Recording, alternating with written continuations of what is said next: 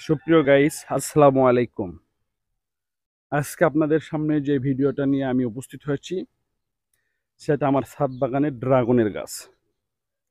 একসময় ড্রাগনের প্রচুর দাম ছিল, গতানুগতিক 800 টাকা কেজিও আমি ড্রাগন দেখেছি। তখন আমি অর্থনৈতিক সচ্ছলতা না থাকায় ড্রাগন আমি ক্রয় করতে পারিনি। তারপরেই নিজস্ব চিন্তাধারা উদ্বুদ্ধ হয়ে আমি নিজেই ড্রাগনের চাষ শুরু করি।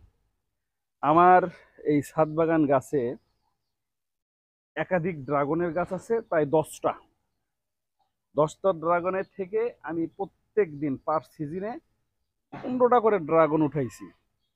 তারই ফলশ্রুতিতে আজকেও আমি সকালবেলা আমার ছাদ বাগানে, এখন 9টা 22 বাজে, এই সময় ভিডিওটা শ্যুট করতেছি।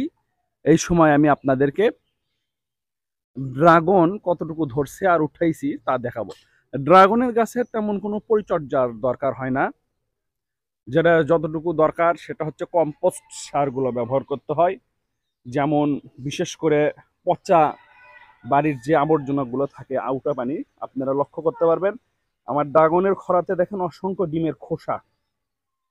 এগুলো আমার বাসায় বাচ্চারা যে ডিমগুলো খায় তারই খোসা এখানে থাকে সর্বোচ্চভাবে। আমার এই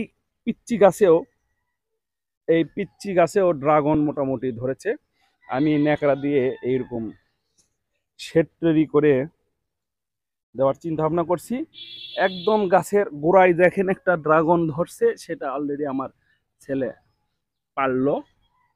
এবং এটাই মনে হয় অক্টোবর মাসের শেষ ফলন আমার গাছের। ভালো করে লক্ষ্য করবেন, এই যে এই ফলটা আমার অলরেডি হয়ে গেছে, 2-4 দিনের মধ্যে এটা পাক ধরবে। আবার এই বছরের শেষ ফুল এইটা, কিছুদিনের মধ্যে এটা পরাগায়ন করতে হবে। এইরকম আমার মোটামুটি যে গাছগুলো আছে সেই গাছের মধ্যে ফুল ফলদের সমৃদ্ধতার সাথে ভরা আছে। এই যে একটা ফুল, এই বছরের শেষ ফুল ড্রাগন গাছে। আমার এখনো মোটামুটি অনেক ড্রাগন আছে গাছের। তারপরে এই একটা ফল আছে এখানে, আমার নতুন করে এখানে ফুল আসছে। এই পাশে এই গাছে এখন অসংখ্য ড্রাগন ফুল আছে, ফল আছে। আপনারা আজকে আমার বাগান থেকে সর্বশেষ ড্রাগন আমরা উঠাইছি 10 পিস। এরকম কন্টিনিউ প্রতিদিনই আমরা এইভাবে ড্রাগন 10 পিস করে উঠাই। আজকের সর্বশ্রেষ্ঠ ফল হচ্ছে এটা। ছাদ বাগান তো বেশি ভালো আকৃতি হয়নি, এই রকম আকৃতি তাও 300 গ্রামের মতো ওজন হয়েছে। আলহামদুলিল্লাহ, আমরা এটা নিয়ে অনেক আনন্দিত।